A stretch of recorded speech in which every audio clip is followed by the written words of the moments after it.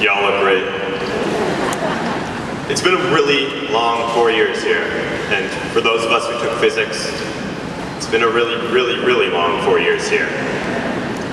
Now, for example, back in the beginning of this year, when I found out that this Mauricio Benamino Gazzelli kid was elected president, I was pretty happy about it.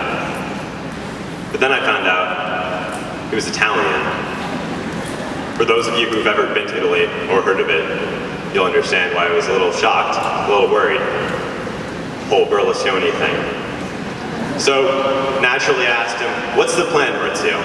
What are we gonna do? What's the big idea here?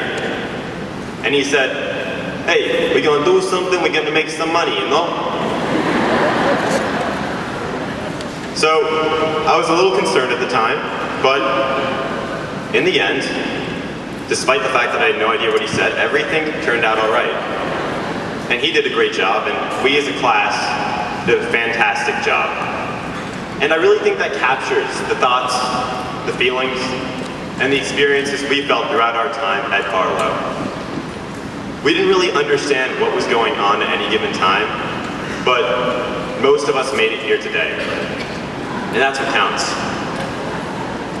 We had times that everyone looked forward to, such as Sopko's class,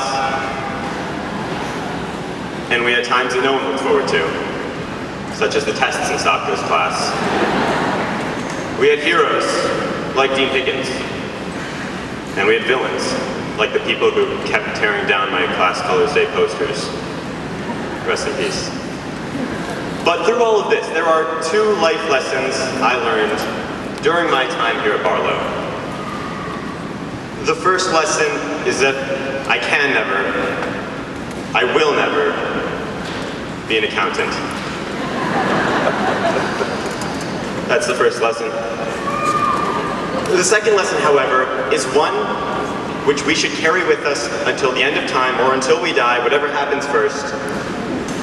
Because as William Butler Yeats once said, education is not the filling of a pail, but the lighting of a fire. Back when I was a tall, lanky, naive freshman, I thought that sounded pretty dumb. But now, as a tall, lanky, sarcastic senior, I see there's some merit to the statement, or at least to the second half of it. I'm still working on the first half. Perhaps by the end of the speech, I'll get back to you on that. We often hesitate to leave our comfort zones. I would bet that at least half of us saw our respective college graduation requirements, found out that we had to take another 2 years of math, proceeded to shout, oh hell no, and then ran and grabbed the Army enlistment forms to escape the easiest possible way. The other half of you haven't checked your college graduation requirements yet, and I do apologize. The point is that the only way that we can make the most out of ourselves, to realize our full potential, is by leaving our comfort zone, by trying new things, by lighting fires. Metaphorically speaking, of course, unless you become a pyrotechnician or an arsonist. Don't do the latter, or the former, it's dangerous. There's always that inner voice, however. The voice that attempts to prohibit us, the voice that tries to stop us from lighting those fires. Well, guess what?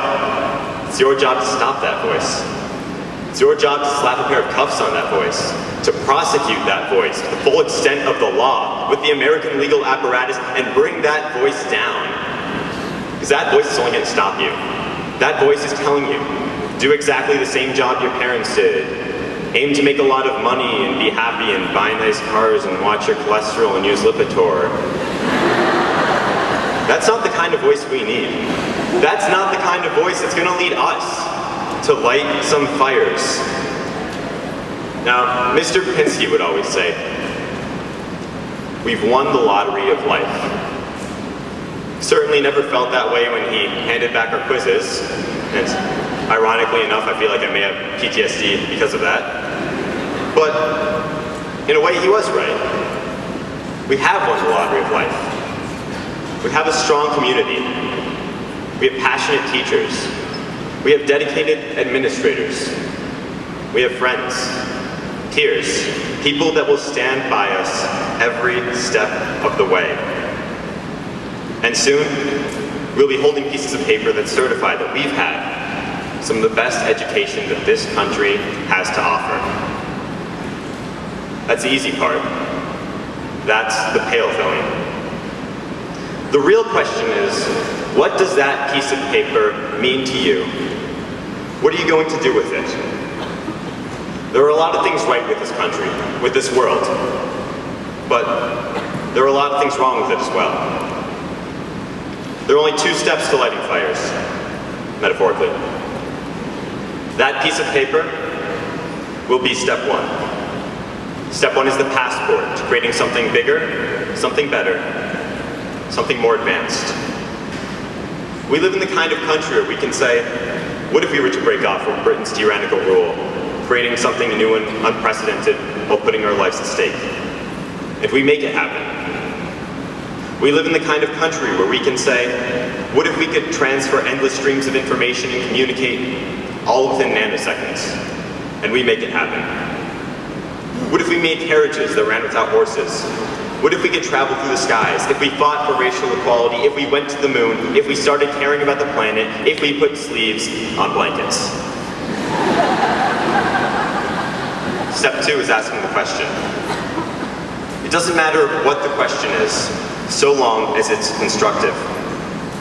What if I cured cancer? It's just as good as, what if I helped injured animals? What if I brokered peace in unstable regions?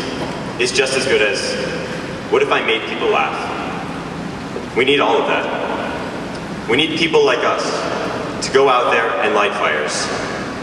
In a few years, when we've all completed our educations, this country will need us. And that is why we must have our questions ready. That is the second lesson. Class of 2013. We started from the bottom. Now we're here. So don't stop now, by no means. Do not stop now. Keep fighting, keep dreaming, keep building. This place is by no means perfect. They say the night is always darkest before the dawn. And with a class like this in front of me, I am reassured that a new dawn is coming. Now go out there, class of 2013. Dream it, believe it, and achieve it.